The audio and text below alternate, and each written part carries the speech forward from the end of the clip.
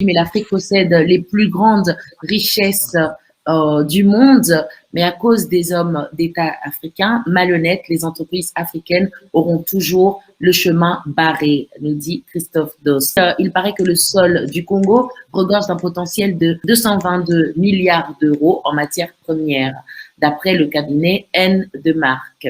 Nous avons toutes les capacités d'être les premiers et de ne pas avoir besoin des autres.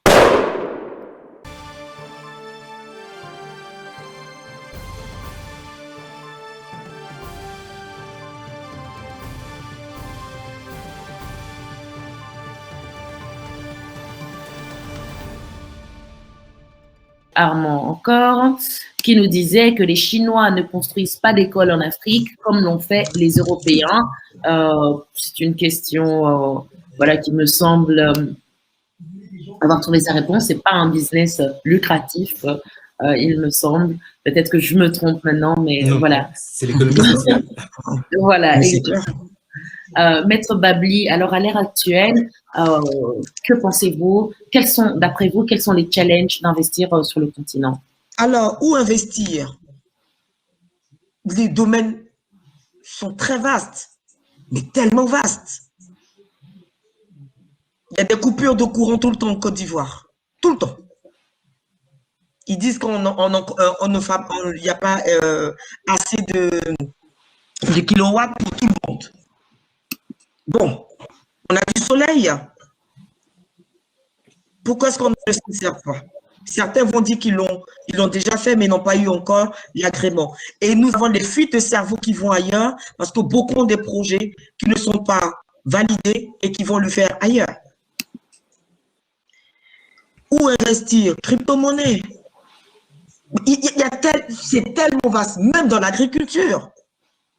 Même dans l'agriculture. Aujourd'hui, un planteur peut devenir extrêmement riche. Si, bien sûr, il ne se contente pas de dire je plante et puis je vends aux autres. Mais les gens n'ont pas l'attrait de ça parce que tout le monde veut travailler en banque, tout le monde veut travailler, porter des postes à cravate ou qu'on leur donne un titre. C'est très important. D'accord? Mais il y a des moyens d'investissement partout, dans les poulaillers. J'ai vu des gens réussir dedans. Et toutes ces personnes ont fait des coopératives, ont fait plein de choses. Et après, se sont achetés des immeubles. Sont devenus propriétaires aujourd'hui de résidences qu'ils sous-louent. Donc, pour réussir ou pour faire des affaires, ce n'est pas forcément être banquier, être ceci, être cela. Vous pouvez acheter des mangues en gros et puis les revendre et faire votre argent. Le plus important, oui, je vous écoute. Vous diriez donc que l'enjeu, là, actuellement, c'est de diversifier. Mais nous avons tout, Nancy. Nous avons tout. D'autres seront dans l'or, d'autres seront dans le diamant, d'autres seront dans le cobalt, d'autres seront dans tant, d'autres vendront des mangues à grosse échelle. On en a besoin. D'autres vendront, je ne sais pas moi, bon, je veux dire quelque chose, mais on l'a qu'en Côte d'Ivoire, je ne sais pas comment ça s'appelle ailleurs, excusez-moi.